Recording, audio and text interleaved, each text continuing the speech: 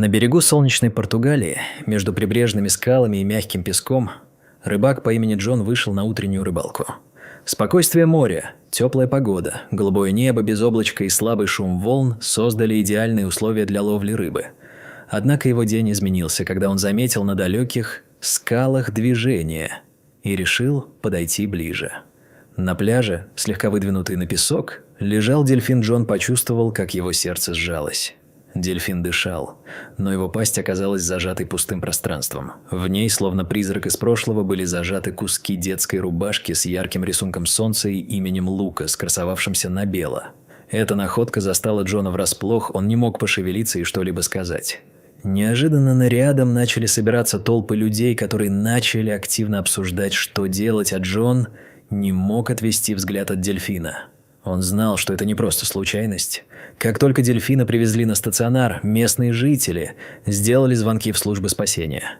И вскоре группы спасателей прибыли на место. Джон вспомнил о машине скорой помощи, которая была вызвана меньше месяца назад, когда пропала лодка с мужчиной и его сыном Лукасом. Он видел по телевизору, как толпы волонтеров искали их и веселых дельфинов в этом же море. Это была дорогая память, и сейчас она не оставляла его в покое. Спасатели, полные решимости разобраться в ситуации, решили следовать за дельфином на моторной лодке, уверенные, что он приведет их к тем, кого они ищут. На экране эхолота появились странные отметки, указывающие на что-то крупное под водой. Надежда на спасение горела в сердцах спасателей, когда они начали движение в ту часть моря, где находились отметки.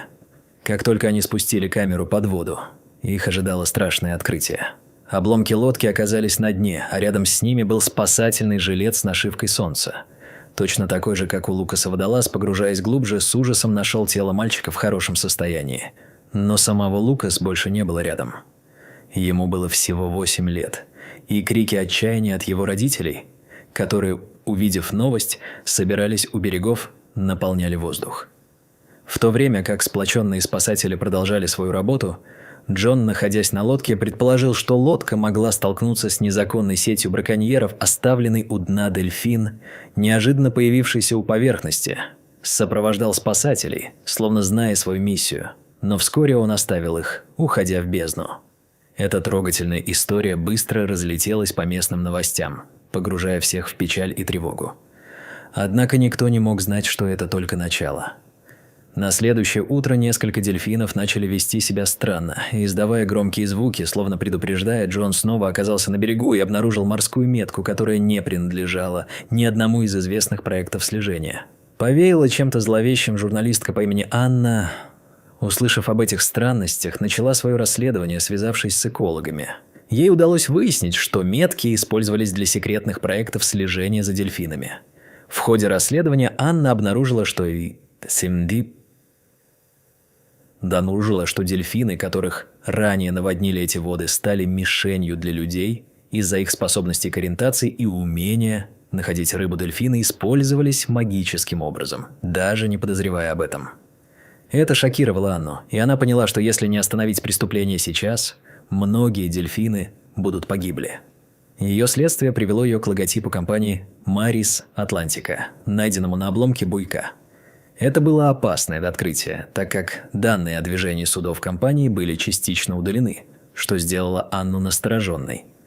Она решила, что нужно собрать больше информации и доказательств.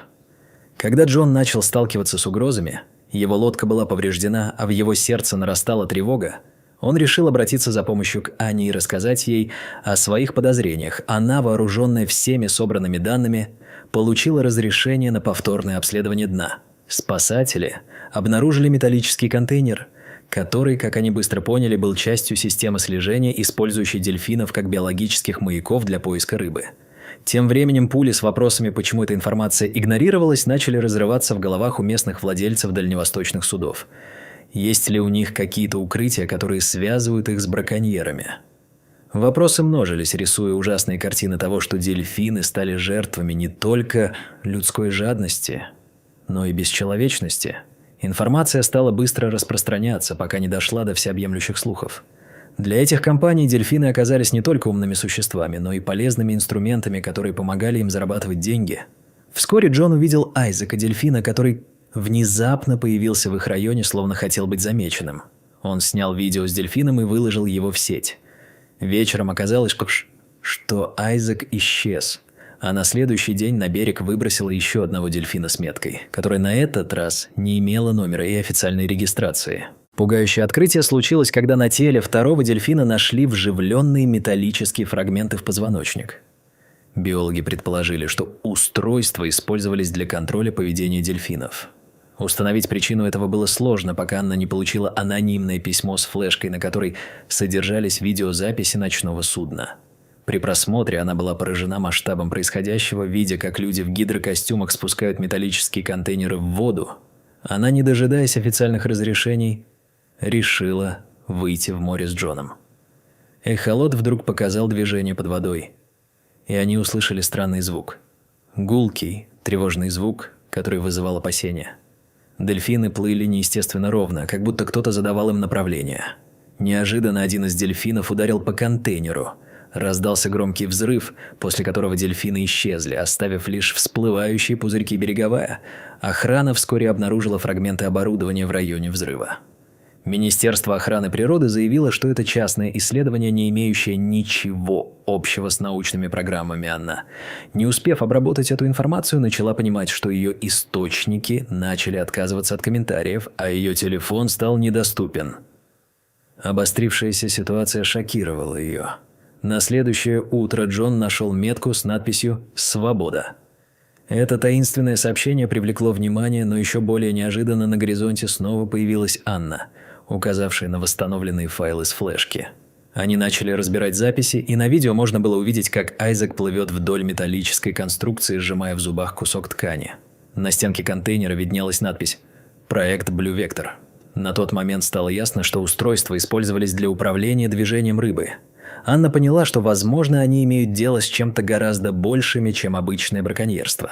Это был международный заговор, возможно, связанный с неправомерной деятельностью многими странами. Дельфины использовались не только как инструменты, но и как объекты для экспериментов, что невероятно злило Анну и Джона. Сбор информации становился более рискованным, и они решили провести собственное расследование, используя все свои ресурсы и знания. Постепенно они начали собирать достаточно доказательств, чтобы подать дело в суд. У них появились надежные источники, которые могли подтвердить их подозрения. И вскоре они начали планировать масштабную экспозицию. Но в их сердцах жила тревога. Если они доберутся до правды, это может привести к большому удару по не только этим компаниям, но и многим влиятельным людям, которые окажутся замешанными в этих делах. Джон и Анна знали, что у них нет шанса отступить. Они были свидетелями чего-то ужасного, и у них была задача разобраться и вернуть дельфинам свободу. Теперь их путь не только верхом правды, но и надвигающейся угрозы. У них была одна цель – остановить это негодяйство прежде, чем станет слишком поздно. Отражение их решимости захватывало дух, ведь они готовились к битве не только за своих более умных меньших сородичей, но и за надежду на победу добра над злом в этом мире.